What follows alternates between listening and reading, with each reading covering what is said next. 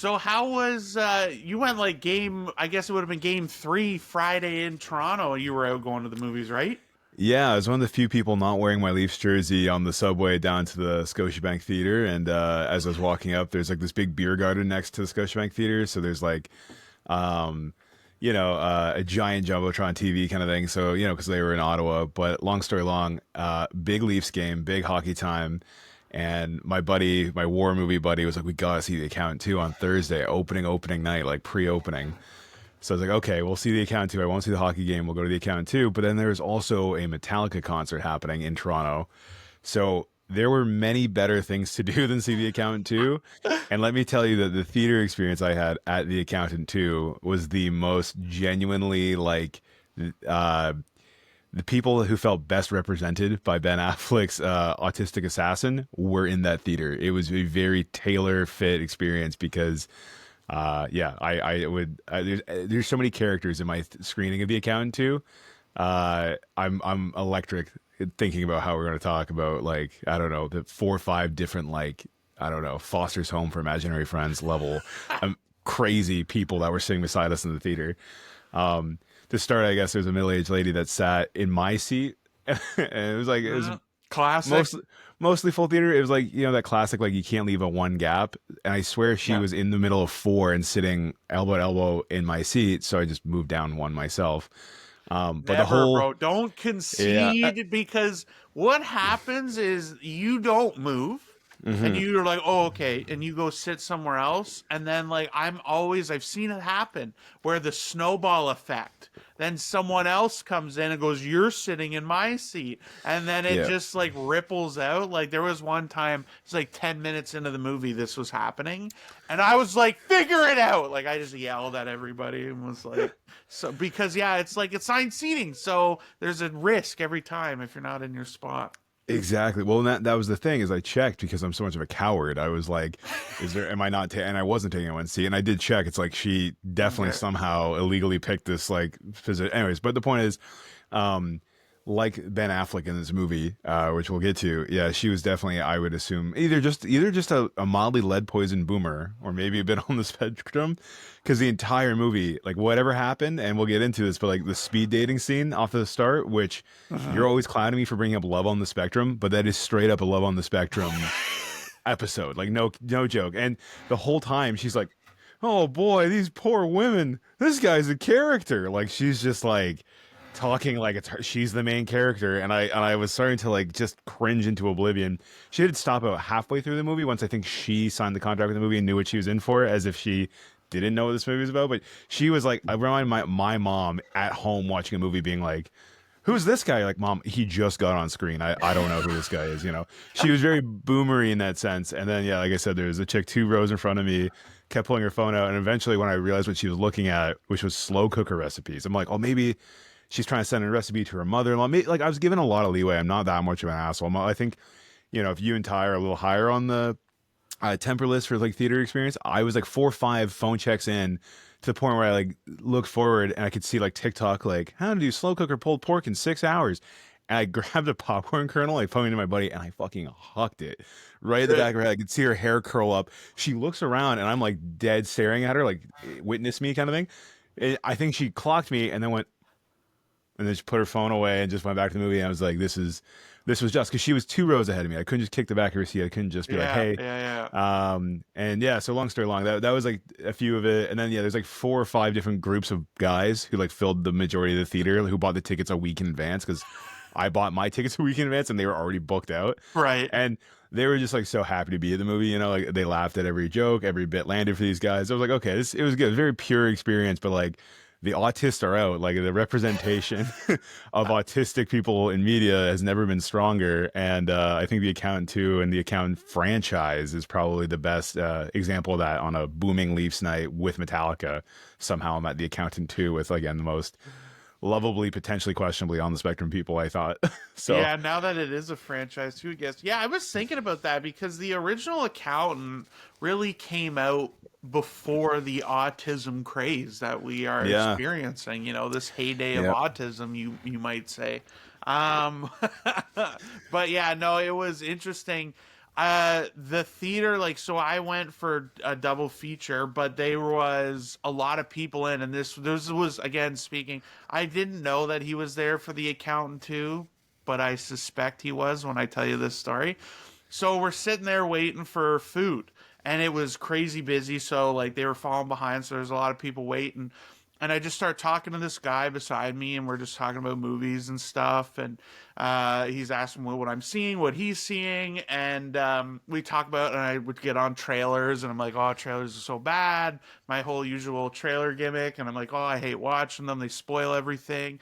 And we are intentionally we're talking about how trailers spoil things very vaguely. We were talking about Mickey 17 and The Amateur. So these movies have been out for a little bit now. And this dude just turns to us. He goes, "Hey guys, I would be a little careful talking about spoilers when you're in the middle of a movie theater." And I was like, me and this kid never met before. Like we are just talking, waiting, and both of us are kind of dumbfounded by this. Like I just go, I'm like, I smirk, I smile when people make weird points around me, and I'm like, we were literally just talking about like how we hate spoiler. Like, were we spoiling something? Well, no, but I just thought I would mention it.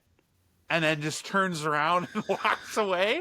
And I was like, me and this guy just like awkwardly look at each other. And he goes, "Anyway, so the whole plot to Mickey 17." And I started dying.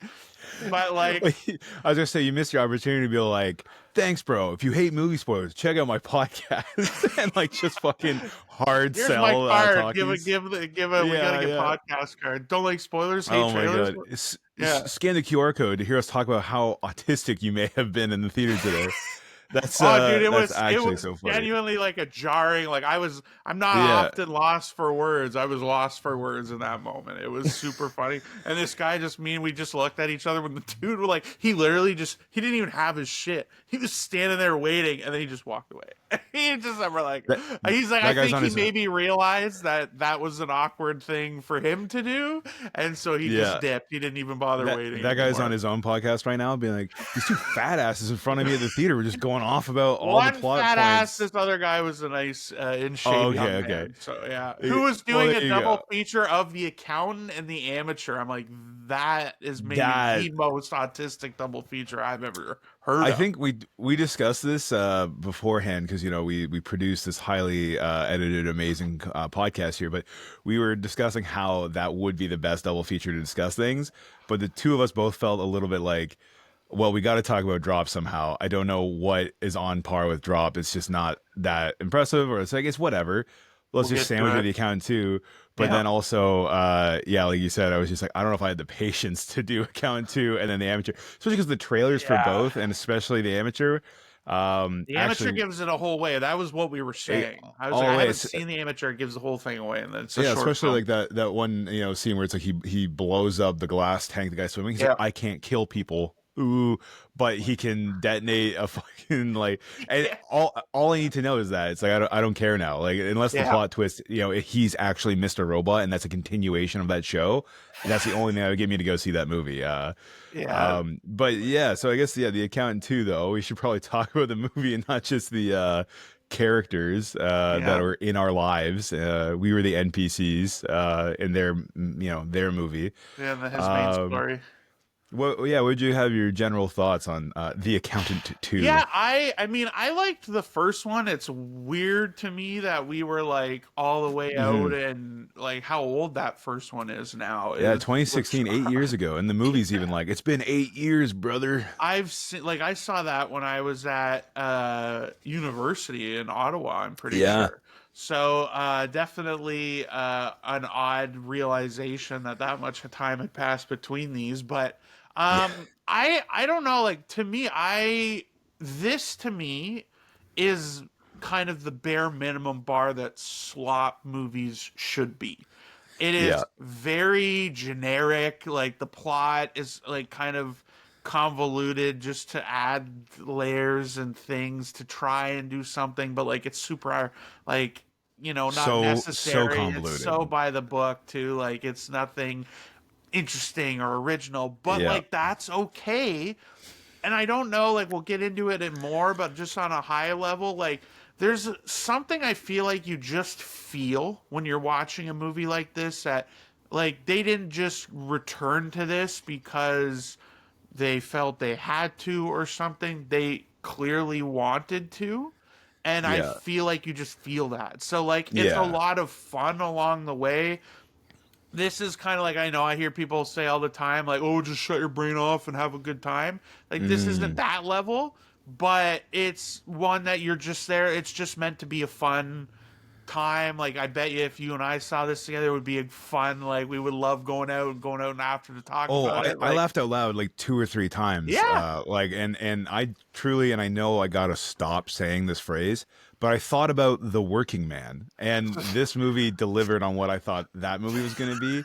Like the yeah, turn your brain yeah, off, good time, laugh with a buddy. Even my buddy, who's yeah, not like a big theater reactor guy, we both laughed, and I definitely like I was the boomer who was like to the speed dating scene. But yeah, 100%, very much a you know what you're signing up for. You yeah. get there, and yeah, like once we get into it, it is one of the most convoluted, backwards, almost like cartoonish. Like I almost feel like it is a little bit like I would say insulting, but when they introduce the like hacker ring of autistic children at like Charles Xavier's gifted school or whatever, I was just like, this is a stretch. And then of course he rescues a boy, which really comes out of left field that they're trying to set up with like a family photo, and there's a mom with them, some sort of brain. I thought this was going to turn into a, I know I'm rambling here.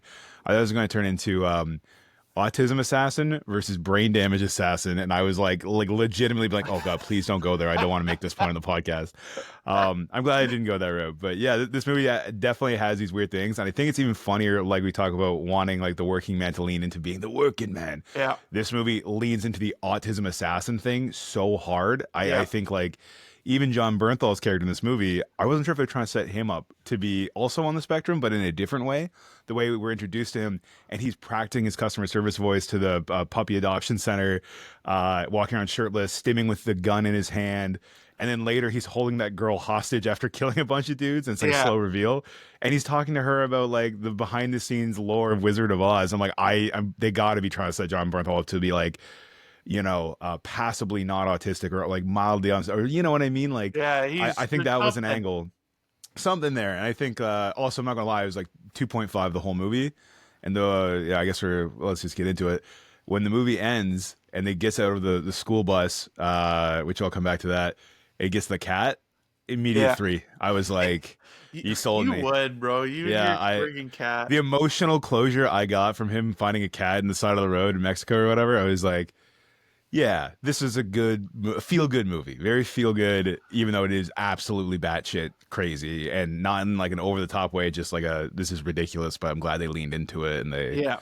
I you know, think I think yeah, like for me the difference between like a 2.5 to a 3, which this is like a 3 for me, just narrowly into the light yeah, category, is again like I think the difference of that feeling and that like yeah, they're into the bit and they're like I said like playing with the the relationship dynamic, like they're having fun with it in a way that you just like enjoy. And I think like as opposed to just like generic, oh, and then we got to keep like the heavy-handed like messaging. Like there's like semi-serious moments I would say, but nothing like overtly, like even with the kind of serious topic that they're dealing with in terms of like you said, there's children are kidnapped, there's like yeah, sex trafficking. They don't like we didn't get some extended, like super serious, heavy-handed, like, oh, sex trafficking is bad, like yeah, emotional beat in the yeah, movie where we're also watching Ben Affleck line dance as an autistic yeah. guy at the country bar. Like Oh, I didn't need that, and this didn't have that, and I think that's to me what makes like every movie minimum like that. If you're just coming yeah, out to be like this generic like just fun little escape time, yeah. this to me is like the minimum of what that should be to be watchable. I gotta. It's funny because you've said it now twice. Like, oh, it's just a generic feel good movie. And every time you say generic, I do feel like I gotta like hone in on that and be like, I feel this movie's almost hyper specific. Like you know what I mean? Like the autistic hacker ring, the two brothers who are very like quirky by themselves. I was like, I feel like generic is when I discuss the working man. You know, this movie I think actually does what that you learn in like school or media, which is like the more specific and niche your business, your idea, the better you can be at it. And I think Hmm. they like legitimately swung for the fences, being like, it's a generic action movie, but the story I feel like is so specifically dialed to be always a little bit spectrum commentary, type thing. And I think there's a huge missed opportunity in this movie. I'm not like I'm a sneakerhead, but the amount of emphasis they put on Ben Affleck wearing what looks like It looked like it looks like A6 or Hoka's, yeah, whatever. A6 or Yeah, yeah, Hoka's.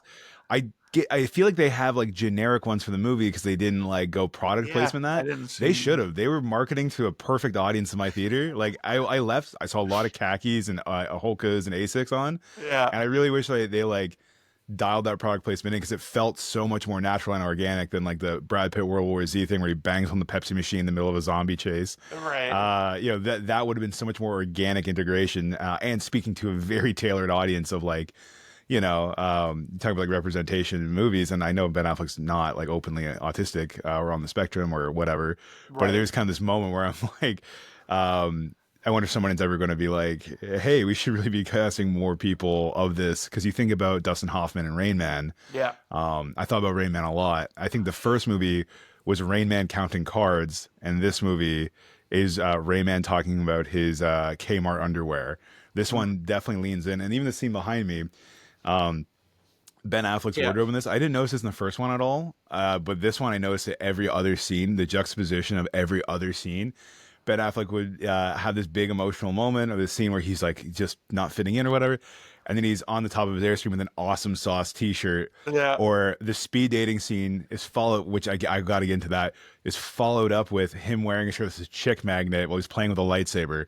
And I'm like, the filmmaker here is definitely leaning in way more to like the corny aspects that were way more dialed in. And when you watch the trailer for the first one and the trailer for this one, I know we're not like trailer fans here.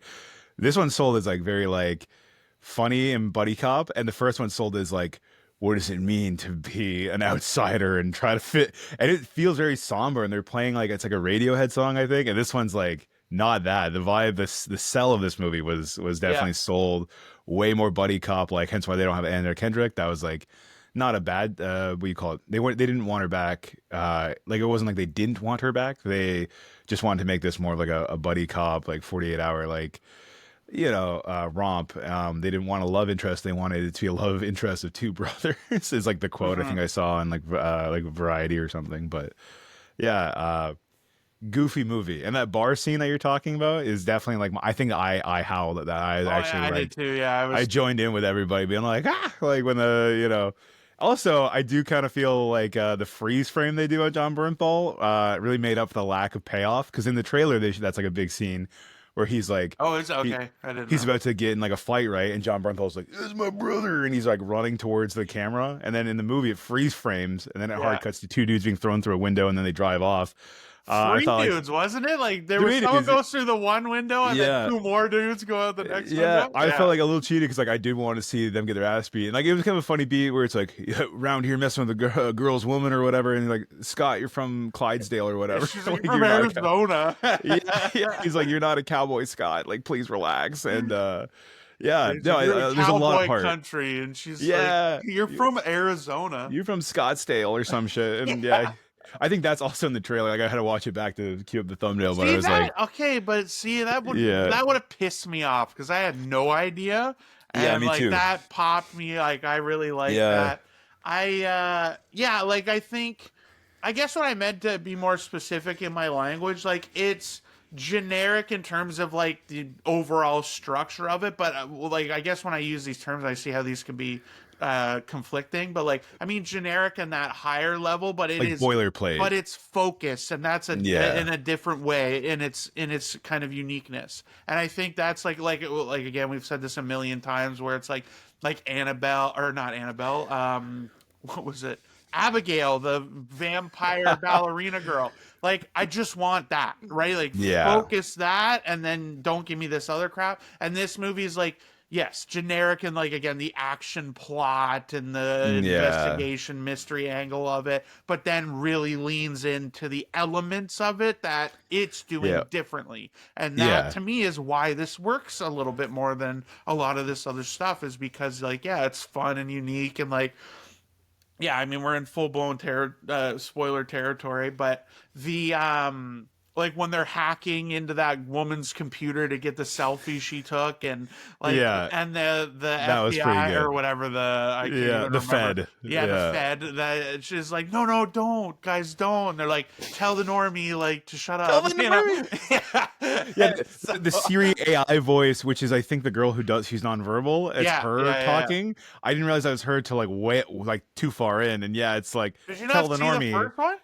I truly forgot about that aspect. If I'm being Oh, honest, okay, yeah, okay, okay. I that's why I was like this. To me, that's why I'm like the most left field thing was the autistic hacker ring at Charles Xavier's gifted school Oh, or whatever. okay, yeah, I yeah, was because like, this that's is so left field for me. I forgot all about that part. all the students, if I remember correctly, Yeah, aren't there like in the first one, but she is like his girl in the chair kind it of was like vibe handler. energy, Yeah, and yeah, then they expand yeah. that this time to include these kids at the school, which was Also, was funny. she helping him pick out his outfit for the speed dating at the start? I thought he was talking like Siri, but then later I think, Yeah, that was her. That was her. yeah. And more Because part of me she's like, thought, don't is use your she, black suit; it makes you look like a mortician you're or going to the whatever. funeral? And then actually, I want to talk about the speed dating scene on that note Yeah, go ahead. because yeah, it's like when describing this movie without spoiling the movie, if you know like when you watch like they did that thing for Zack Snyder's Superman, they showed like a screener of like here's a scene from the movie to sell it to people. Yeah, The scene I would sell them with is the speed dating scene yeah. because it's Ben Affleck who's Ben fucking Affleck in a suit, and all these like desperate middle-aged women are like he's like they're running to get to his table, and then sure enough, it's like a montage of him being like, I don't like my cornflakes. And he starts doing like a more autistic, like, I don't like my, like Yeah, he's that's, I was, doing voices in this he's that I doing it way noticed, more but than the first one. yeah, The first one, it was like, he was just slow and scared to say the wrong thing and then would be like dialing in, where this one, he would be like, Braxton, why are we doing this? My dad, yeah. honestly, it sounds like that when he's trying to like make fun of my brother or I being like, oh, you fucking snowflakes, you know?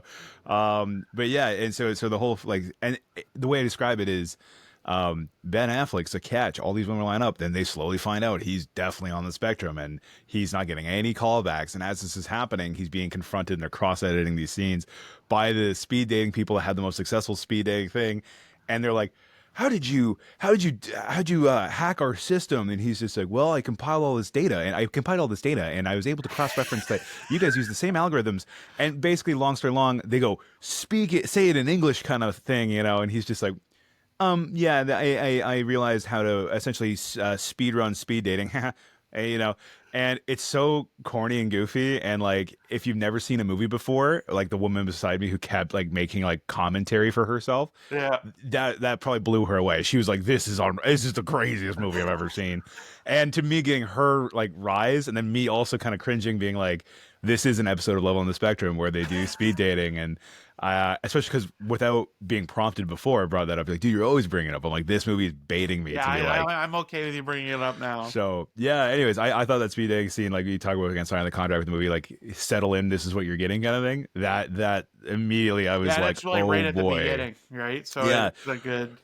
And the other movie, it's like I try to remember like the opening and like the like setting you up for it. It's a lot more somber to the point where it's like they literally just call in the accountant. They have these big math problems they need to solve, and Anna Kendrick's like, I love math too, and their hands me on the textbook or whatever.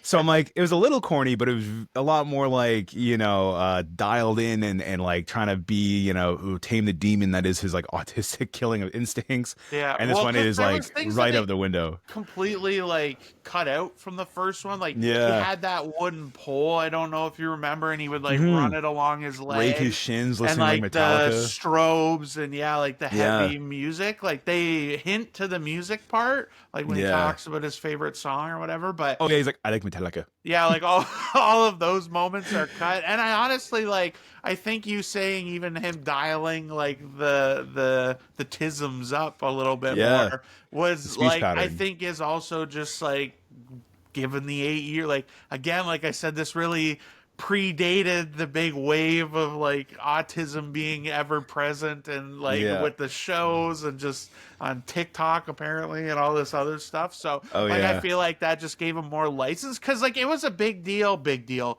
Like I remember at the time like there was like not negative or anything, but like there was commentary about like the whole like him playing the autistic guy and it was again very like reserved. Like there was certainly Yeah. moments and just like the way he cooks his food, does the Yeah. and the little thing with his fingers before he like does anything. Yeah. Like he kept like all of those things felt like generic little callbacks for me now in Yeah. this one because it's all not new stuff, but it's just more dialed up for sure. And I think On like that note, when you watch the trailer for the first one, they really set up how methodical he is. And there's scenes where yeah, it's like the eggs are cooked in a perfect circle, and they did do that in this movie. They show him yeah, cooking, and it's very dialed in, very. And the first one, again, I think like how do you visually show somebody being so I gotta stop saying like autistic, but like well, so set like so in their lane. And there's a shot where he opens a drawer with one spoon, one fork, and one yeah. knife. And again, the music is like Radiohead or something, and it's like it's very vibey and elevated and getting there. And I'm like, that's so funny because all that was in this movie, but I swear it had like more of a backwoods like bow now wow two guys in the in the Airstream trailer like vibe. And I love that, like you said, they do some of the same things, the same callbacks there, but the tone of this one is way much more like buddy cop esque and Yeah. they call back, but they never bring back to the same extent. I think they're like, oh, we're tired of doing the legwork from the first movie where we show this character study of a man trying to understand his place in the world as a Yeah. special, and now they're like, fuck it, he's in an Airstream, he's playing with lightsabers, and you know what I Yeah. mean? Like it's way more. Yeah, the Rayman comparison again. I think this movie's at its strongest when it is just like the two brothers shooting the shit, like in the scene behind Yeah. me where I think kind of like Sinners, where Sinners was really good. And if you think about it, there's only like 10, 15 minutes of action in the end, but it's so well punctuated. This movie's not as well punctuated, but there's only like really 10 super solid minutes of action, I would say, near the end, where it's like that, it felt like Dirty Harry almost, where they're through the rolling hills chasing a school bus with a madman and some children. You know what I Yeah. mean? Yeah. But the build up to that is, I guess they're about to like shoot up a school bus full of, I think either like sex slave refugee children, or I think maybe they're all on the spectrum.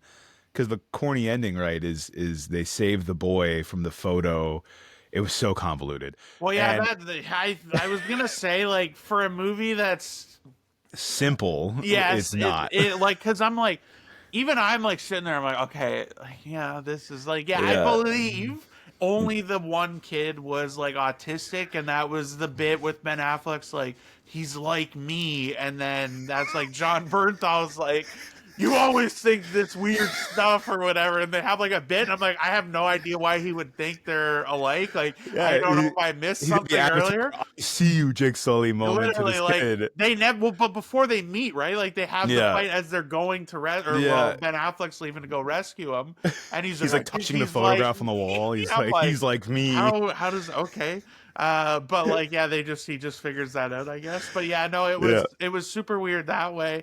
But like, yeah, it was convoluted, and that's like yeah, definitely one of my gripes with it is that like unnecessarily like they had J.K. Simmons here at the beginning, which watching him in yeah, an action scene was super funny to me. But like, I guess they just wanted a way to like write him off yeah, or yeah, whatever, and use that as a catalyst to kickstart like the plot because it was. yeah, And like again, like I don't care. It doesn't need like if anything, like you could have made it maybe a bit more streamlined at that point. Um, but like honestly, but to its credit, as convoluted as it was, like there's not a ton of action sequences in the hmm movie, and but like I was still like I didn't have any issues with the pacing. Like No, like pacing's I pretty was good. engaged enough. Like and again, I think it's because of like the actors, their dynamics. hmm Even with the federal agent lady, like Yeah, I still liked that vibe and the dynamic, so I enjoyed it as it was progressing. I wasn't like craving like just get me to the next sequence. Like it wasn't like that yeah. at all. Put the So Punisher back on screen. exactly. So it was fun, like just kind of going through that, and then like and even the action though, like again, it's not like I hate it because everything is compared to, but you can't help it. Is like everything gets compared to John Wick now, and it's hard to Yeah, separate those expectations. But this was better action directing than most movies, I would say, today. The Working Man.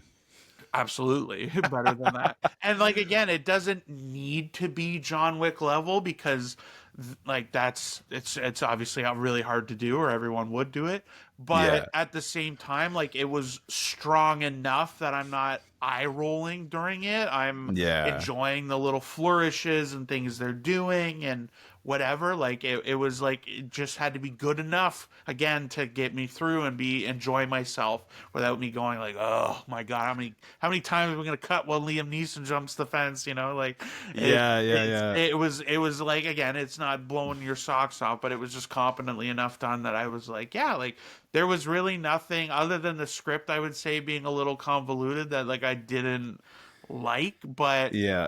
and like the payoff, I guess, with the bad guy at the very end, like he was not present enough in the movie for me Yeah. to care Even you about just that saying being the ending. the payoff with the bad guy at the end, I like legitimately thought I just like went into a K-hole. I was like, what do you mean? There was no payoff for the bad guy at the end. Like, did I miss that? Like, Supposed to it was be. just some guy. It was like a henchman because they set up the brain damaged, sudden savant syndrome, missing mother thing. Again, this out of Yeah. context is just as confusing as in context. I Yes. promise the Yes. viewers. But yeah, it's like that's why I thought where it was going, especially because she goes to like beat up the Fed, and Ben Affleck shows up going like 200 miles an hour on his motorcycle. Like there's some Which badass was moments in super this. funny. Yeah, Like yeah, the little red dot flying off yeah, the road at yeah, 200 and miles. he's like Baxton, I gotta go, pew, you know, and yeah, but the whole point is like I thought he was gonna show up, and then it's gonna be like again that I see you Jake Sully moment, but it was gonna be to her be like, your brain damage has made you like me, and they were gonna like duke Oh, it okay, out, okay. but they didn't really duke it out. It was kind of like it was an ICU moment, I think, and then it was like I'm gonna go rescue your son because she's like, I'm not a mom anymore. That life's far behind. I'm just gonna go back to being like the girl with the dragon tattoo in my own spin-off or whatever. You know what I Yeah, mean? She just kind of like exits screen left, and then Ben Affleck's like, "Time to go save the kid who's just like me." yeah. And then that's like the third Somehow. act starting, and I was like, "Oh, okay." So this main antagonist, which is the plot reveal, is like it's the mom who had savant syndrome. She became a combat expert because of her brain He's damage from watching an the accident, UFC in the hospital, bro. and she's learning it, and everyone's like, write that down, like they're That studying scene made her. me laugh so Yeah. hard. Just Oh, it seeing made me someone laugh. like I'm training, I'm watching UFC, and now I'm a Yeah. UFC fighter. I That's was like every dying. edgy kid in high school that's like, yeah, That's like all I can think box in of. the park, it's like, whoa, Yeah, don't fuck with that guy. He dude, I shadow could. boxes alone. He's like, shadow boxing is a great way to burn calories and stay in shape. And you're like, okay, Yeah, chill. But yeah, I super convoluted. But again, like I appreciated how messy it was in a way. Like again, compared to the Working Man, that was also convoluted, but just boring by the yeah, numbers and and it had like too many serious moments in too that, many serious like moments. in that bit. Yeah, Also, too, I want to say, like, I'm trying to remember the ending of the first one. I remember it was like a big climactic shootout at a guy's mansion, and Ben Affleck yeah, essentially does the Dark Knight, where it's just like, "You'll never have to thank me," or it's like, "I never got to thank you," and you never will, and he like leaves. I think. yeah. In this movie, and I was saying this when my issue with like the Working Man is like in the Beekeeper, Jason Statham gets beat to shit, and by the end of the movie, he's like, it's his worst day of his life, and he's just like, "I did it, I survived," and there's like this tension of like, oh, he could die. He's been punched in the ribs so many times, he's like going to cough up blood. In this movie too, I think John Bernthal gets shot. Maybe I can't Yeah, remember, couple times. but yeah, oh yeah, right in the yeah. So, but I was like, they escaped relatively unharmed after taking down like 3 cartels worth of people in a shootout. And I kind of had this thought, I was like, I know we're all like John Wickified here, but it's like, yeah, John Wick does get his ass beat like progressively, and it dials in those stakes for you. And I feel like some of the modern action movie tropes, kind of, we talk about like, um, oh god, I almost said Annabelle, Abigail. Yeah, When we're talking about contemporary horror movies, kind of starting to feel a bit too samey. I think contemporary action movies are starting to get there, where it's like yeah, we're entering this more like conservative era of like Dirty Harry or movie making again, where it's just kind of like, no, my straight, solid, white, masculine protagonist is not going to take more than 2 punches. It's like the Vin Diesel and The Rock fight, where it's like, I want Ben Affleck and Jason Statham to leave a day where they are essentially assaulted by like 50 cartel members, like a little dirty with some sweat on their brow. They don't want to get stabbed or shot. That makes them look like a pussy. You know what I mean? It's like, I feel like I've had I action mean, movies John lately. Bernthal got two. One of them definitely hit, bro. Yeah, I felt like Ben Affleck escaped completely unfazed, and he's like driving the school bus at the end. And he's like, Baxton, what are we doing? And he's like, hold on, man. And he's like, got shot. He's gonna go find the cat. And I was like, okay, that was good. But yeah, I just my only like nitpick of a movie that you can nitpick to death, honestly, is like Ben Affleck should have got like a Hey, little bit more hold on. beat. Okay, yeah, you're going Ben That's Affleck. it. That's fair, but John Bernthal loses that fight too Oh after he yeah, gets shot, right? He loses that yeah. fight. That guy was gonna kill him Oh until yeah. Ben Affleck ran him over with a truck. Oh Which, my, yeah. yeah, which You brain blasted me there. I I forgot all about I that. also love, Honk by the honk. way, I feel like I never see Ford F-150s in action scenes, and so it was Yeah, just something about that just amused me as they're like yeah, driving in and it's a Ford F-150 and pew, pew, pew. I was like, I yeah. don't that just made Just me leaning out the laugh. window, shooting like I'm not Grand even a Theft Auto style.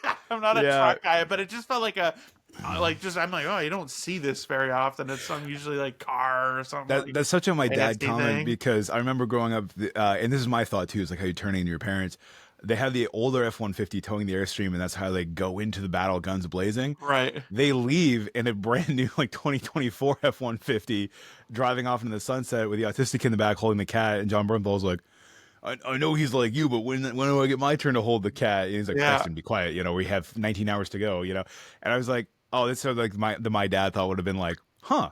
Everything worked out. They even got a brand new 2024, 2025 F-150 Super Crew from the cartel, I guess. That's very nice. Like it's like suspension of disbelief might have been mildly broken for like my dad being, you know, like, huh, where did they get a brand new, even better F-150? That's cool that they have the same vehicle that they always liked and Ben Affleck drove Well, before the I didn't shootout. interpret that Yeah. happening directly from Mexico because they were cleaned up a little bit, Yeah, yeah. and like time had clearly jumped because the Fed was back at the crime scene. They were Right. investigating the big bad guy who again like that's actually my last gripe, and then I'll pass it off to you for the final word on this one. Sure. But yeah, like the climax felt weird. Like I didn't think the big scene we watched when they did that shootout, it didn't feel like the final scene Yeah, in the pretty hollow. moment.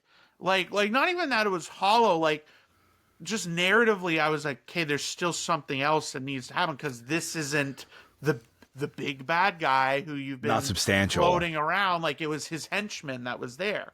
So I Yeah. like in my head I'm still expecting like a next thing, and that's and then it kind of happens like again like the way they do it in the shower and like off screen and whatever, and it was like, oh, like it just it was like a false climax, and I felt like it Yeah. didn't like totally land, and then obviously the cat came in and saved it for you, Yeah. but yeah, just like a little messy at the end, but like again, it was close enough to the big shootout that it wasn't like we Yeah. got 20 more minutes and then that was the conclusion. Like it was fairly quickly followed up, and they handled it well. Like it was a good callback again to earlier when he's like, I don't want to be paranoid when I'm in the shower or whatever, and then that's exactly what happens. So and also this guy had really gross feet for some reason that like are I don't know, like when he gets out of the shower he steps on the mat and his they literally looked like goblin feet or something, and like our crowd like audibly was like, oh, like they Oh, groaned, like they were all wigged out by this fat old guy with his gross feet. But if yeah, that was really my only gripe. I don't know if you have any final thoughts on if this one. back to Love on the Spectrum, when they introduce a character in the show that's like either a main character or on the spectrum and they're trying to like get that point across, they'll be like, meet Gabby. She loves cutting construction paper but hates grass. You know what I mean? I definitely feel like that's a Love on the Spectrum intro for people in your theater.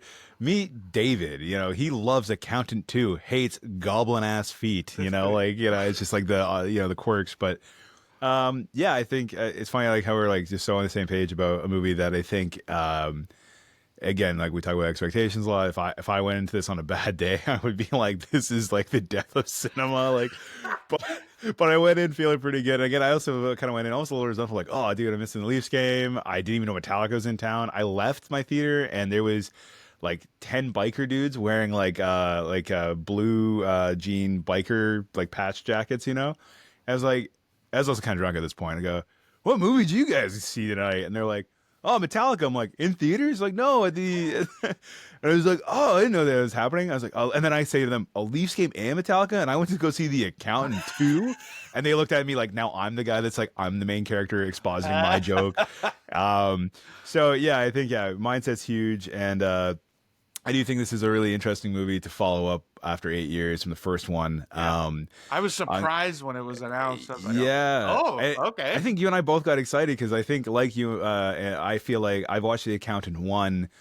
I've watched the first third of Accountant one like 10 times in my life because I'm like, well, I'm just gonna put that on, and then I'll fall asleep or it's on in the background, and Right. I think I've seen it one time fully through when it came to Netflix in like 2017, maybe like a year after it came out, and then I think ever since it's been like a very good, consistent like, oh, you see The Accountant? Oh, it's pretty, yeah, put that on, and so. I don't think this movie's gonna have the same like legs or rewatchability. Yeah, I I feel agree. like the first one was so like again almost by the numbers where the elevator pitch was like Rain Man but an assassin, and in 2016 that was still like a pretty original like go-to thing, where now it's like it's so obvious, and now they're like, let's buddy cop it. So Yeah. it's almost double the budget of the original. The original was like 45 million or something, and it made like 180 something million, so big success. So it's kind of surprised it didn't come back sooner. And this one, I think, the budget was like 80 or 90 million, like almost double. So Yeah. it's got a big hill to climb. I definitely feel like a lot of that budget was spent on the sweet Airstream and the two main actors. Yeah. Um, yeah, John Bernthal alone, like I love him in The Bear. He's like kind of a very similar character. Like he's the edgy, funny, not older brother or cousin type, but like that guy that everyone like likes and aspires to. He's good with people but not good with his life choices. And also I love him in The Punisher, him just being like, Yeah. whoa, you know what I mean? So basically you get kind of like a good marriage of that with John Bernthal, and I would recommend this to anybody who's like, what do I throw on? What's a good like lighthearted like movie Yeah. to tune into kind of thing. Really low bar. It cleared it for me. Good times. And I perfect transition because low bars that didn't get cleared for me was Drop. I'll start with my thoughts on this Yeah. because I apparently, at least in the group of people that I follow on Letterboxd and just the general audience, I'm way lower on this than a lot of people. Which kind of like I'm like, I don't know what they're seeing I didn't see, but we'll get into that. I really did not like this at all. There was like some direction stuff, like there was some kind of technical elements that I thought were a little interesting, some shots that were cool, but like it didn't stand out strong enough to me to like just really thrive off that. But just on a basic level, like the airdrop killer movie that this was, Yeah. like I hate, and this is maybe where my expectations come in, so maybe you can reverse Uno me in this one. But like I'm really not a fan of the Blumhouse model of like, let's take something generic and see what we can do with it. And sometimes that works, like the Happy Death Day, Yeah. and then other times like Truth or Dare, it does not Yeah. work at all. And this to me is one of those things. Like, can we just Yeah. take a concept that people are aware of and sort of create something around it? And like, the airdrop component was such like a useless part of the movie. Like it's not consequential at all. Like other than just the mode to communicate, but like there's not more done with that concept, and so it felt weird to like hang everything on that as it's in the title. Even like I didn't watch. I did see a trailer before a movie, but again, like I try to talk through, so I don't really remember bits. But to clarify on that too, it's not the airdrop movie; it's the drops. Because in this fictional world, also probably a world where they couldn't get an Apple licensing for a serial killer to stalk a lady on it. Obviously, this is like they couldn't get Apple to sign off on airdrop because it also paints airdrop technology as like you could get stalked and creeped. And it used to be like that. I think it used to be kind of like so niche and new. I remember when I went to go see Spider-Man, like No Way Home or something. I know one of the second Spider-Man movie with Tom Holland. I was in theaters with my buddy Adam, and I got an airdrop that was like Tom Holland in a Spider-Man suit with his cake in his suit, his butt. looking way more round and juicy than was it Brie Larson in Miss Marvel or whatever, Captain Marvel. Captain It's like they Marvel. showed these two people and like how flat her ass was compared to Spider-Man, and it was like a very impact font meme that was like it was something like the real star of the show, or like something to that effect. So Right. yeah, it was just kind of funny, I guess. That it's like that's my only experience, and it was a theater experience. I was in a theater and I got an airdrop being like, look at Tom Holland's ass over Brie Larson. That's awesome, like.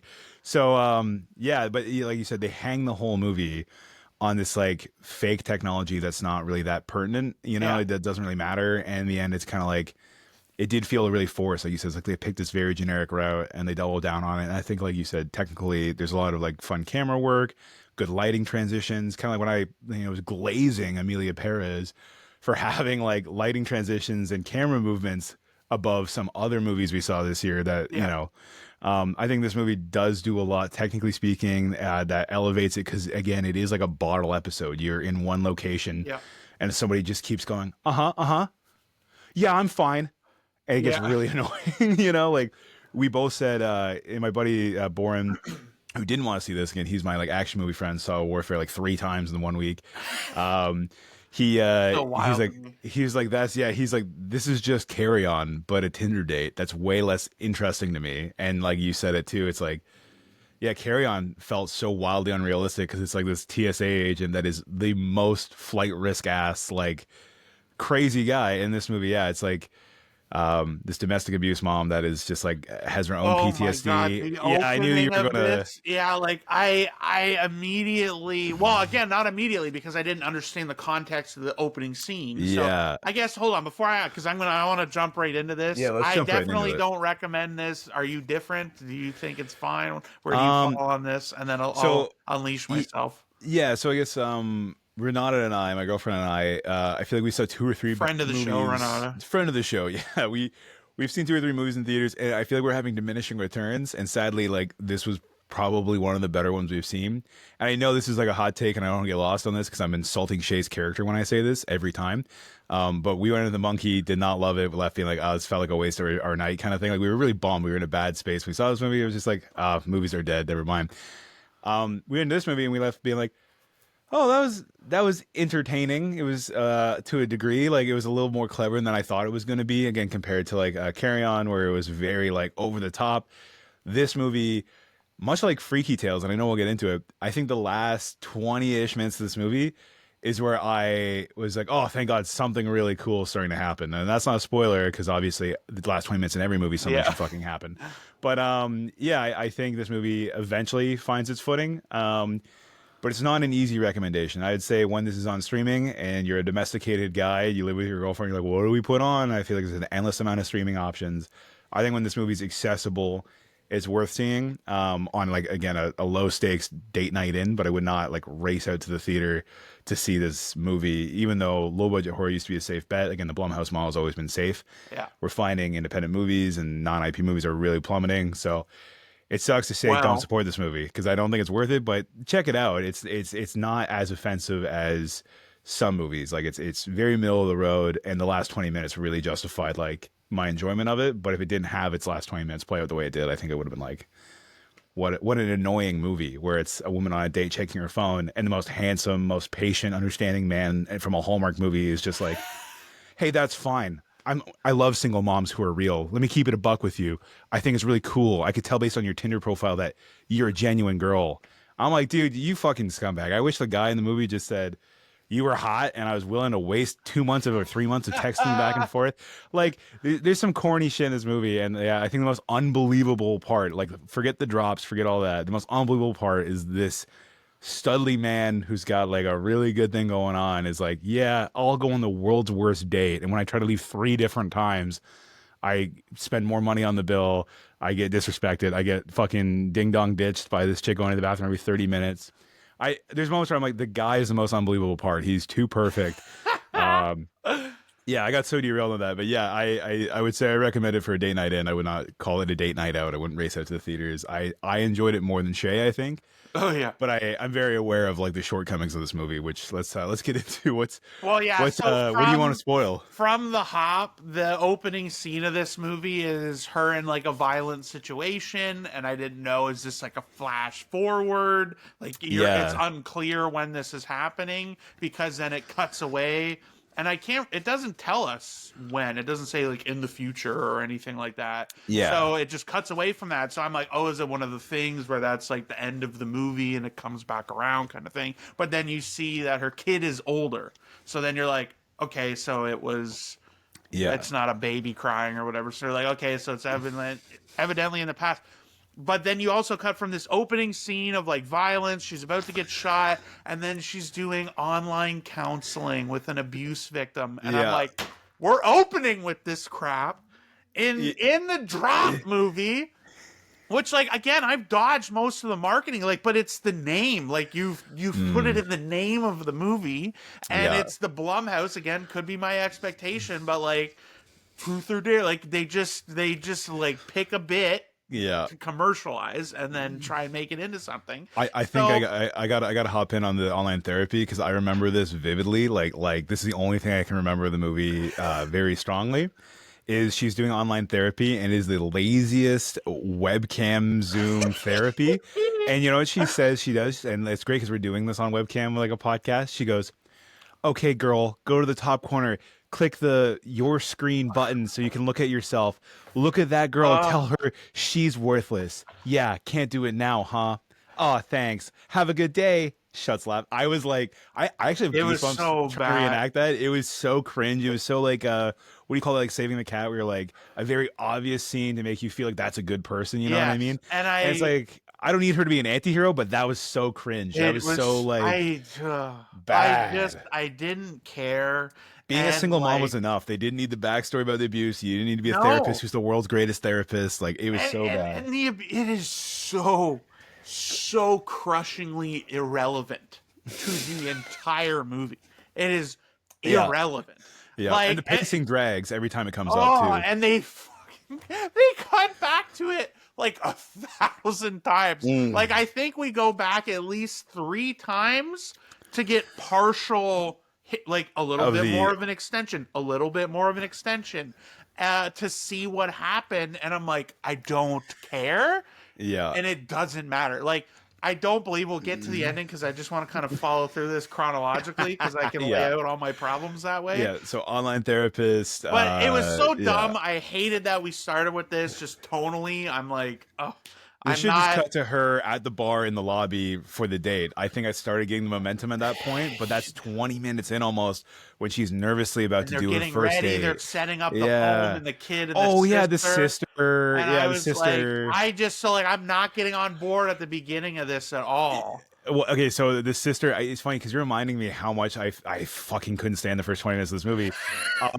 They do all the domestic abuse thing, the therapy thing. It's like really just like it's like, hey, are these your heartstrings? And you're like, no, dude, stop touching me. This is bad. Don't forget too, we got to insert the fact that then the random cable guy was like, "Hello, can I just cable?" And she's like, "Yeah, just out back." And it lingers on that for a second. I'm like, "Oh, I wonder if that guy's and suspicious." did it come back? Was he ever? Well, I'm assuming he was the guy. He was the guy because they take the mask off in the end, and Yeah. I didn't. I'm like, I are we think supposed it to know was the this guy? same guy. Okay, well, okay. So secondly, then, in that opening 20 minutes where they're trying to like set everything up, and you get the hint that she was horrendously abused by her ex, etc. Her kid's dad, and then she's going out on this date. She's finally got the confidence to leave the house, and she's about to go on the date, and then the little boy goes, "Does he know about my daddy and what he did to us?" this kid actor also has the most like punchable face. He's the most like adorably squished kid, you know what I mean? Like he looks like he's about to get abused. Like he looks so abusable to me. I don't know. And I just watched the Florida Project. It was a bunch of children that are at risk, I've and this ever kid's heard. way more at risk. Yeah, dude. I thought he was an adorable little child actor. That's what I'm saying. Is he's so like victimizably adorable. You know what I mean? He's Like definitely the kid that could be cast as that bullied kid in the movie. yeah, or he's about whatever. to get Yeah, yeah. traumatized. He's got traumatized eyes. He's like, does he know about dad and what he did to us? And then she's like, little guy, and leaves. Yeah. And I was like, fucking Christ. So Uh, you're right. You just jogged my memory for the first 20 I minutes of this movie. hated I it was, pretty, like, I didn't hate yeah. it out of the gate, but I'm like, ugh, this is not a good start. And I'm gonna then delete all the good things I said at the start of this part. I want to be on the hate train now. I couldn't believe what, like, I was like, oh, just a wild way to open this, and I'm like, oh my god. So then we kind of progress along. We get to the date, and like even at that point, like they kind of like instantly she bumps a guy, and that, oh, they do like a phone drop, and you're like, what's that? The Something? Did first of many something red happen? herrings where it's Yeah, like, yeah, yeah. oh, And so it's like, okay, like you're like, I felt like I was able to read the stupid matrix of this movie, because it was like I just saw like, ooh, let's have them bump into, like, I just saw it all coming in a way that I'm like, oh my yeah. god. You immediately dodged it. You're like, that's red herring too Well, obvious. like, Next, yeah, it's next. yeah. So then we're like going along, and she meets this like old guy at the bar that's there for a blind date, and he like mistakes her for his date and whatever. So And to be fair, the that's first 20 not gonna minutes. come up again later, I'm Uh, fucking sure. well, I was thinking about this is I think the first 20 minutes were so cringe-inducing and hard to get through. When she bumps into this older guy and they have those little bits of levity, I was actually kind of like, oh, good, it's finding its footing. This is kind of like a normal movie now. It's not just like this cringe fest of like domestic abuse is bad. Look how sad and traumatized I am, and I'm a therapist. I love, you know, my son. My son's my world. Aiden, you know. But yeah, when this started happening, I was like, oh, good, it's becoming a movie now. It felt like 25 minutes to Yeah, become it like at a least little got a bit enjoyable. more on the track at this the point. pace was picking up, and you're excited for her. You're about like things are about to start happening. If you see in the trailer, it's like she's in the restaurant now. She doesn't leave this for most of the rest of the movie, basically. Yeah. So you, the audience member, finally like it's happening. Things are happening. It takes a while. It felt like so. Yeah, and I don't want to like just recount the whole like bits of the Yeah, yeah, movie, yeah. but like all of a sudden she gets these airdrops and like, they're just memes, like we're gonna ruin your night, oh lol, and like whatever, and then it becomes more menacing and serious and text, and Well, it it's like all is building up to saying we need you to kill your date. yes, And so, and you don't know why, obviously, and anything else. And then they tell her to check her cameras, and the hooded figure, who, again, so obviously was the guy at the very beginning that they had like a minute and a half long bit with for no yeah, reason other than to set this up, which, like, also totally unnecessary. yeah, Like, that didn't need to be a callback. That didn't need to be there. They could have yeah. just as easily had a guy show up at their house and it It's the not be hydrometer explained. guy, Like, said somebody in oh, my theater. it You just know, like, irritated. Yeah, again, for morons that yeah, audibly yell in yeah. a theater to be like, I'm so smart. I bet you that's the one guy we saw at the beginning. Like, no I shit. I lean over to Renata, and because there's like a little bit of ambiguity about her abusive husband that they cut away to a lot, and Yeah. I was like, is that Is the he same alive? Is actor? he dead? Yes. And I was like, and Unclear. is she hallucinating from her trauma that a violent man in our house is her husband? I was trying to think, is that? I'm like, that's too smart for this Yeah, fucking you're movie. That's giving the that way hydrometer too guy. much credit, Yeah, dude. it's the Get out of hydrometer your guy. noggin on that. Yeah, So, yeah, but yeah, so that's kind of the setup, and they go, "We have eyes and ears everywhere," and she finds like a little bug on the table yeah. plant, She so has to they be can seated at hear her her. seat. Yeah, and they You like know all the that somebody cameras made that the can reservation hear. for that seat too. Like it's been Yeah, orchestrated like well in advance, and even the date has no idea because they're like, yeah, you called yesterday to make sure you got this table, and the guy's like, I he's called like, you 2 weeks ago. What do yeah, you mean? Like, and he's like, "I didn't ask so for a specific table, and just yeah, one with a view or whatever." because she No, keeps being you like, said this specific table. yeah, I was well, and that's like, the thing is like the whole movie's kind of a cat and mouse game where she's trying to outsmart the guy that's got her, under heavy surveillance. I think it is interesting because you compare this to Carry On, where you actively have Jason Bateman controlling the scene, yeah, and we're seeing the moving pieces, and it's a bigger setting, so it's like yeah, it's a little bit more unbelievable that a sniper could fucking find the person hostage and like through the right, airport doors. But you get the sense of the antagonist being an active part of the movie and not just a phone screen, even though right, it is a lot of the same like crossover. yeah. It is kind of like I think this movie does suffer comparatively because yeah, there's this omnipotent being that can't be outsmarted. So anytime she does anything, and to her credit and the movie's credit, she does a lot of like fairly logical things. I was really worried Yeah. she'd just have like dumb bitchitis and just start like gapping on like a Yeah. bunch of smart moves. The classic like thing. It's like, how do we get rid of the cell phone? I'm like, oh, Horror it's idiots, cloned. right? Yeah, Yeah. yeah. And like she leaves like a tip for this like horny pianist, and she leaves him a tip that's like, help me on it. Yeah. And then it ends up in her salad, and the guy, the pianist, like dies, and you're just kind of like, wait, is the restaurant staff down to the kitchen line cook who put the bill back in there on the side? Is the whole restaurant a front for this? Like, there was definitely a lot of moments where I'm like, it's starting to spread itself a little thin. Like, I don't believe the bad guy in the end could have been it for some of these moments. Like, it is like, again, like Saw, where they do the whole like flashback at the end. And like, what a plot twist! Now that we've recontextualized so much for you, Well, but here's where I'm going to give I don't know if this it's as good, a lot is it? more. It's not, because I'm giving this movie a lot of shit, because a movie like this also they want you to be aware of the person that ultimately is doing this shit.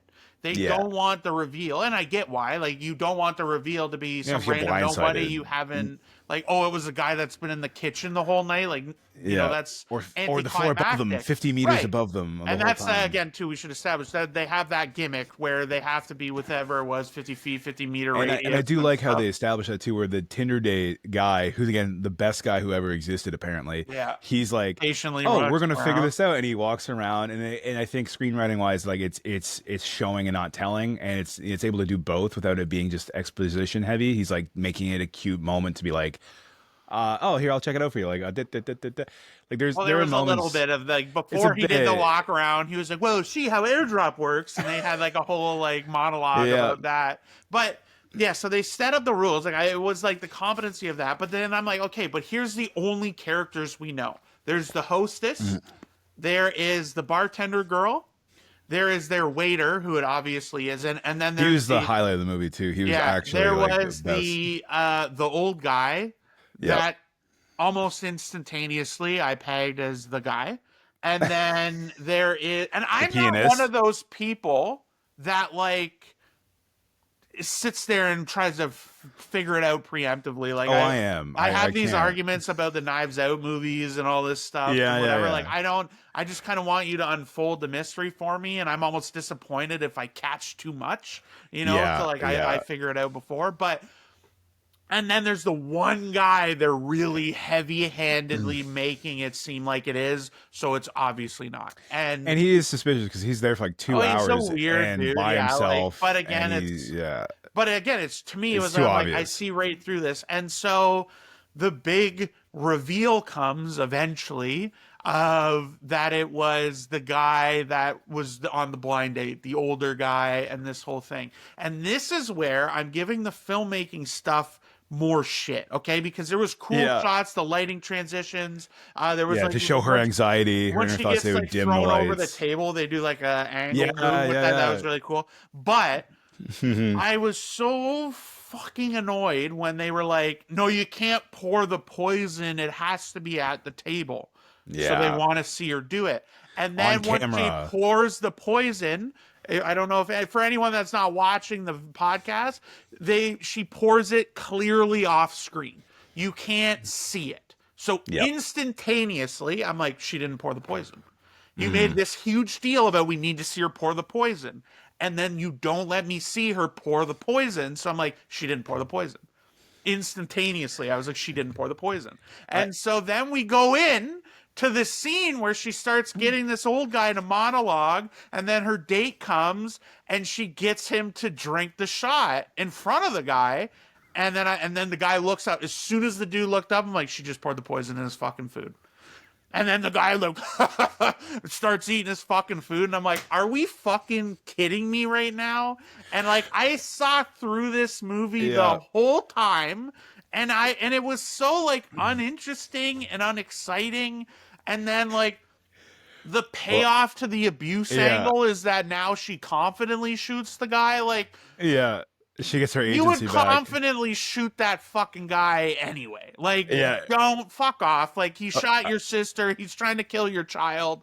Like, you're shooting this guy, whether you've been abused or you haven't been abused. Like, it was so, and then it just ends with some stupid song. What was the song? Oh, this is going to drive me nuts. Because it was like, I'm stronger than I was before. Like, it was some, like, your phoenix rising from the ashes type, like, melodrama song. And I was like, I cannot believe this pound of dog shit. Like, I was like, and then I come out and most people are like, that's pretty good. They're pretty good. That's 3 stars. I'm like, what the fuck is wrong with people? Like, Nothing So about that was interesting. Like I thought the dude was yeah, good. Like I liked him as an actor. Like he was good. yeah, Again, in the movie, like he puts up with a lot of shit.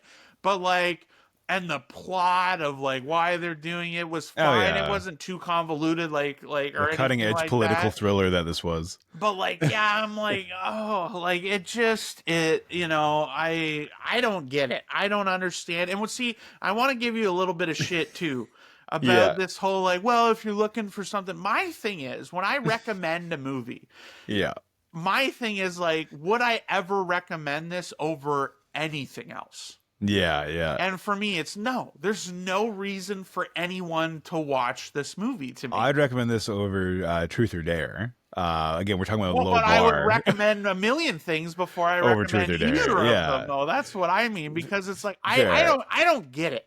I don't know, like I said, like I don't sit there and I don't try to be smarter than the movie. Like Yeah, I remember I fought with Anthony in Knives Out too, and he's like, as soon as they got to the island, I knew it was Ed Norton, and I was like, no, you didn't. Like, don't lie to me. Like, we don't know that anything's happened at that point. Like, yeah, they make it more obvious later, like sure, but like don't lie to me and don't like I'm like that's so unfun. Like just watch the movie, let the things happen. And so like yeah, you make but again it's structural problems when you were like you emphasize we need to see you pour the poison and then you yeah. intentionally don't show it. Like that stands out to me. That's an Well, obvious thing. And so then it like totally took the suspense away to hop in from on me like at the all. poison thing, because I do agree, and I do want to say that the opening 20 minutes, like I said, was like a real slog. The closing 20 minutes is such a derailed roller coaster, and I mean that in a good way, I guess, because like what you're saying, it's bullshit at the end. But to me, that was like the payoff of a lot of nothing happening. It felt like, and that to your point about the poison and how he's so hyper specific, and it really was like silly at that point. It's funny because he also says to us, the audience, and the characters, I guess, but the audience, he's like, yeah, after you were questionably let off of not killing or your ex-husband or self-defense against your ex-husband, I know that his family thinks you murdered him in cold blood, kind of thing. It's like you were going to go to jail forever as like the widow killer who kills all of her partners. And I was like, what a massive stretch. And like it like also too No. like Renata and I were talking this to death because we were trying to get into the logistics of this, which I know is like not the point of movies like this, but it was like he took the photos of the mayor's budget reports showing that he's embezzling money, and he was going to go, and that's like the crux of the whole like why he needs to die. He had this date planned for several months or weeks, and he just so happened to take those photos that afternoon, considering the reservation was made to change the table the day before. Like some of these like contrivances, these plot elements of like this is going to line up so perfectly that we're going to have this woman pigeonholed, this widow killer. It's like, what are the odds, right? Like that he picked this traumatized PTSD woman, the guy who wants to frame her as like the widow lover killer chick with the poison in the camera to match up with her killing and corroborating her story after she's never been on a date in 3 years. Like there was so much of it. Like we joked about like people in real life thinking they're the main character. Mhm. This woman in the movie, rightfully so, probably is so crazy now that she's like, the world's out to get me. I like, you know what I mean? I Yeah. don't think there's a world where this woman ever heals, because this situation compounded with her other thing is like, of course, this is the most like schizophrenic, like the world's out to get me moment. And it's like, I had a hard time like really believing it aligns so perfectly. But all that being said, like you said, the poisoning of the food, it was all good, like kind of contrived like the rest of it. But a big thing is like the last 20 minutes goes balls to the wall. And like working on sets, I install outlets on movie sets. Like if you think about set decoration, the outlets that plug into the wall, that's part of the decoration. If you have Mhm. like an old timey apartment, there'd be like an old brass outlet. But we always joke, because if I install an outlet, it's a little crooked or whatever, you say, oh, if they're looking at the outlets, they're watching the movie wrong. And there's a hero outlet in this movie, and like she shoots the hole in the window and the window explodes. Or no, she throws the puck, the souvenir puck, Chekhov's hockey puck, Yeah. and it shatters the window and everyone gets sucked out like an airplane, and her like dress catches this outlet that's on the floor. And I was at that point I was kind of howling. I'm like, this went from like nothing, little bits of suspense, to like airplane like level. Like I even said to Renan, like, does that happen? Like when you break a skyscraper window, it doesn't have that airplane suction thing. Apparently it does. We looked at like Googled this in the lobby Hmm. of the movie theater, being like, that was crazy.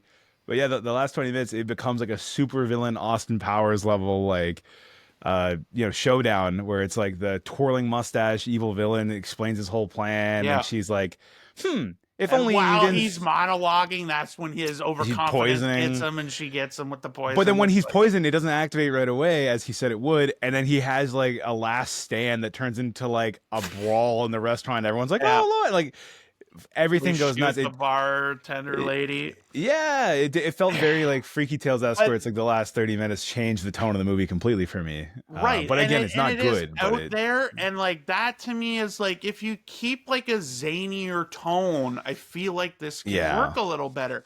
But like this is again the conflict of this for me. So I looked up what the song was. It was "Healing" by Fletcher, and this is what I oh, mean. And let me just read the lyrics.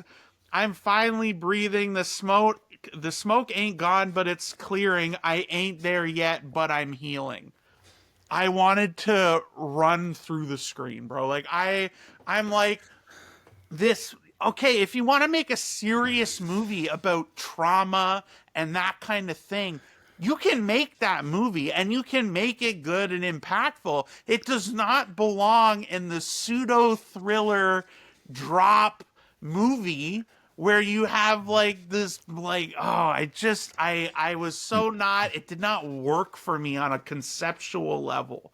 And like I can understand to a degree like horror is a genre or thriller, this kind of like in that bucket is a genre where you can find inventive ways to explore traumas, but I don't think something that significant yeah, is suitable for something like this. And I feel yeah. like it causes too much of this kind of split where I feel like it just doesn't work. And again, like it's one thing like to Abigail's credit and why I didn't come down so much harder on this one is like it's just moments. It just wants me to really care about this character, so they force in this moment that tries to gin up feelings.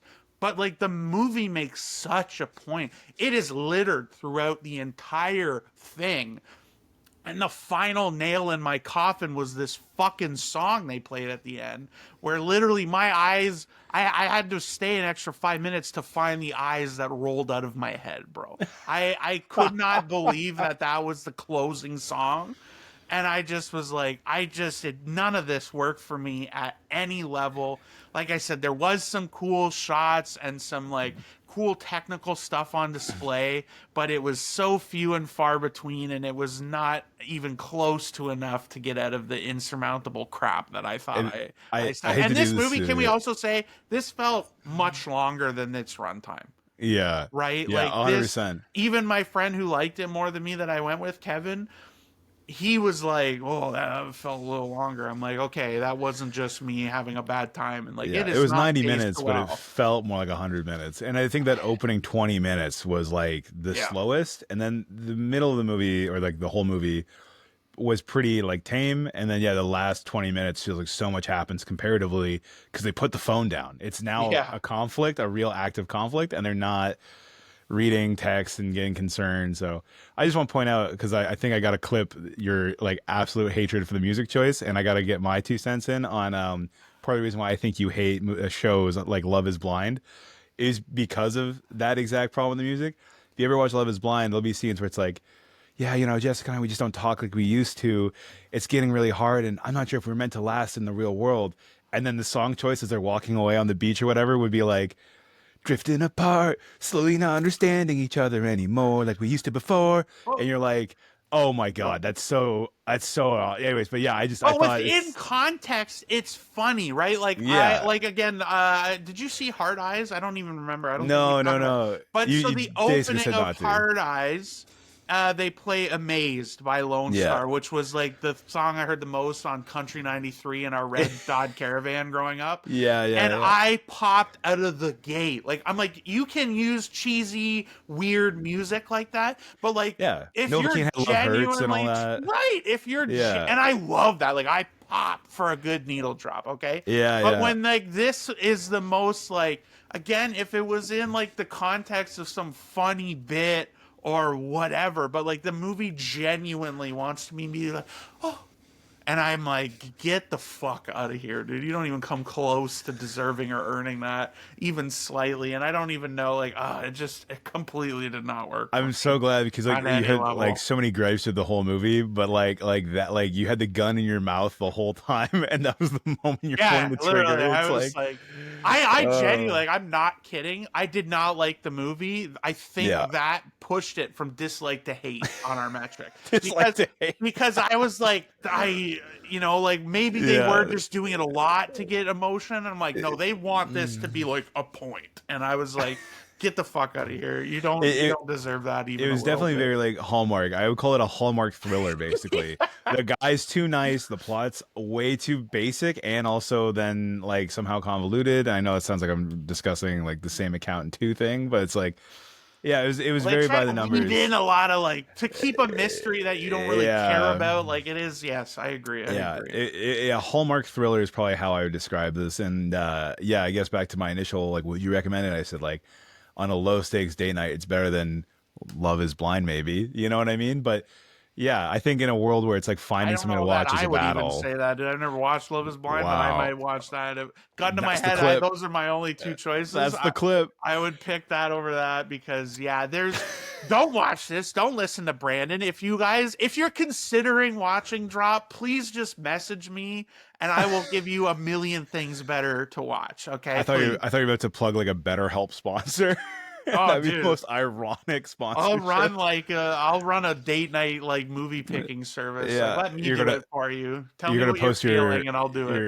Bell Let's Talk, and it's like if you or a loved one has seen the movie Dropped and mental health wise is probably at risk, please share your story on Bell Let's Talk. Like, Yeah, no, uh, don't I'm so watch glad it. you hated it. Oh yeah, aggressively. And again, like I went in like, okay, I was going in expecting like my bar was low. Like I had Yeah. a low bar and it ran up to the bar, tripped, fell, knocked it over and somehow jumped lower than the bar. So yeah, don't watch it.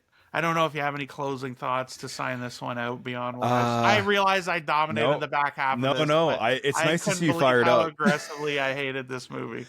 No, it's good because I feel like Sitters, I was such a lunatic trying to be like, and then this part, and then this part, and then at the end of the recording, I was like, God, like I'm not even caffeinated, and I was stumbling over trying to talk about all the cool stuff, and I'm glad with like this episode, it was like an enjoyably middling experience with the account too, and then Drop, it was like. I almost felt like I had nothing to say about Drop, so I'm actually so thrilled that we had so much to like yeah, it's good. I'm thrilled. Yeah, I think the best thing I got out of Drop was getting to hear how much you hated it. So, and that's why we love movies is Exactly. we get to shoot the shit and chop it up.